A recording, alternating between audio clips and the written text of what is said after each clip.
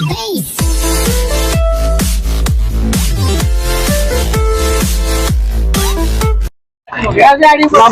पहले मैं आज के नामांकन के मौके पर श्रद्धेय नेताजी को नमन करता हूँ, क्योंकि आजमगढ़ की आज जो समाजवादी थाती है उन्होंने खून पसीने से चीज की। आज आजमगढ़ की पार्टी में ऐसा बीज बोया है कि हमारे 10 के 10 साथी उत्तर प्रदेश की विधानसभा में हैं और आजमगढ़ की जनता का आशीर्वाद लेके हम दोनों ही साथी सदर से मुझे और लालगंज से आदरणीय दरोगा सरोज जी को आजमगढ़ की जनता जरूर दिल्ली तक पहुंचाएगी। इस मौके पर मैं सबसे पहले राष्ट्रीय अध्यक्ष जी को धन्यवाद देता हूं, उन्होंने मौका दिया हम लोग आदरणीय दरोगा भाई को यहां से चुनाव लड़ने का, जनता की सेवा में आने का। साथ ही साथ मैं इस मौके पर अपने सभी सम्मानित पार्टी के नेताओं का, विधायकों का, संगठन के अध्यक्ष जी का, जमाली साहब का, सभी सम्मानित जितने भी हमारे आजमगढ़ के राजनीतिक साथी हैं, उन सभी का धन्यवाद देता हूं कि उन्होंने इच्छा जाहिर की और राष्ट्रीय अध्यक्ष जी से ये फैसला करवाया कि मुझे आजमगढ़ में आने का मौका दिया। प्रदेश अध्यक्ष आए थे, उनका कहना था कि परिवार ही समाजवाद है।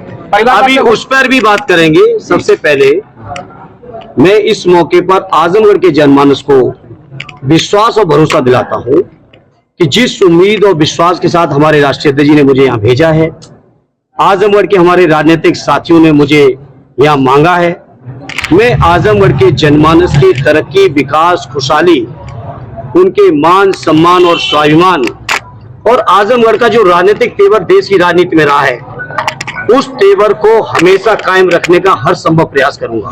सर, भूपेंद्र चौधरी के बयान पे क्या कहेंगे? अभी तो भी आइए, इनके बयानों की क्या चिंता करनी है, बयानी बयान दे रहे हैं, बयानों के अलावा इन पर कुछ बचा नहीं। अच्छा, कैसे कह रहे हैं हारेंगे, अखिलेश जी वहां से हारेंगे, कन्नौज से, तब इनको यादों की कदर होगी। देखिए, वो बहुत बड़े ज्योतिषी हैं और उनके बारे में कुछ नहीं कहेंगे। वो 19 के लोकसभा के चुनाव में ब्रह्मा जी को भी चुनौती दे रहे थे। वो बेरोजगारी घटाने के नए नित्य नए फार्मूले भी बता रहे थे। वो अपने गुरु के सामने, जो आप सबके माध्यम से वीडियो मुझे देखने का मौका मिला, उसमें भी कुछ आश्वस्त कर रहे थे। और वो जो गुरु के सामने सच कह रहे थे या निर्वाचन अधिकारी के सामने सच कह रहे थे, आज वो मौका है। उनका एफिडेविट आप लोग जरूर चेक कर लेना, मैंने तो अभी नहीं किया है। धर्मेंद्र जी, आप रहेंगे नहीं, ताला बंद रहेगा। क्या कहना है? आवाज जो आपने लिया है, देखिए, मैंने आपसे कहा कि नेताजी के बनाए हुए रिश्ते और उन रिश्तों की बुनियाद पर मुझे भी आज मौका पार्टी ने दिया है। मैंने शुरुआत में ही कहा कि इस क्षेत्र की जनता की हर संभव सेवा करने में, विकास में, तरक्की में, सुख में, दुख में, जहां कहीं भी मेरी जरूरत होगी, इस क्षेत्र के लोग मुझे अपने बीच पाएंगे। और इस बात का मैं आज जवाब दूं, कौन सच मानेगा, कौन झूठ बोलेगा, कौन क्या बात समझेगा, मैं इस बात पे नहीं जाता हूं। मैं अपने काम से ये चीजों का एहसास कराऊंगा। और आप सब में से अगर किसी के संपर्क बदायूं के लोगों के साथ हो तो वहां पे आप संपर्क करिएगा, पूछिएगा, जानकारी लीजिएगा मेरे बारे में। मैनपुरी में अगर आपके संपर्क हो वहां पूछिएगा, इलाहाबाद में अगर संपर्क हो आपके वहां पूछिएगा।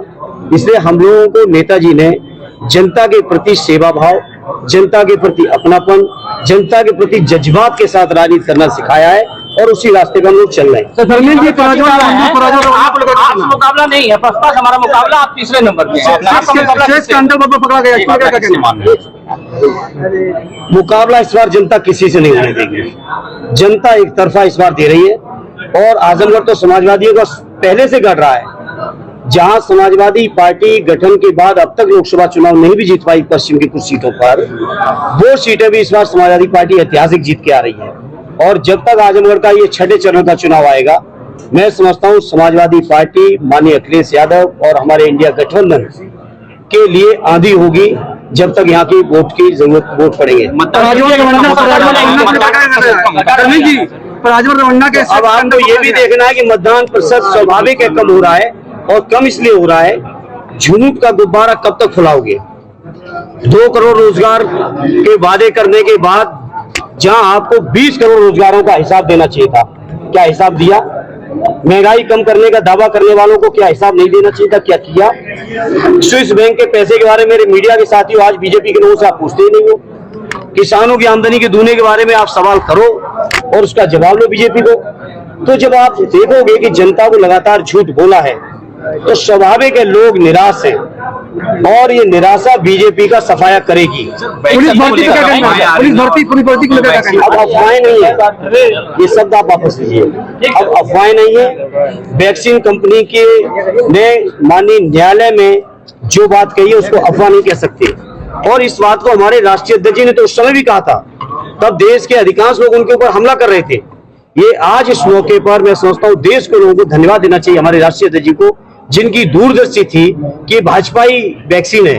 अगर भाजपाई वैक्सीन न होती, जबरदस्ती जहां वैक्सीन लगवाई जल्दबाजी में, वहीं उन कंपनियों से चंदा भी उठाया। ये कोरोना के प्रति सीरियस नहीं थे, ये चंदे के लिए सीरियस थे। तभी देश के ऊपर पूरे कंपल्सन करके ऐसी वैक्सीन लगवाई जिससे आज हमारे नौजवान 18, 20, 22 साल तक के नौजवानों को हार्ट अटैक हो रहा है और इसके लिए पूरी तरह से कोई जिम्मेदार है तो भारतीय जनता पार्टी की सरकार। धर्मेंद्र जी, एक बहुत बड़ा मामला जो राजवंत वंडा का है। देखिए, इसके बारे में ज्यादा कुछ नहीं कहना चाहता।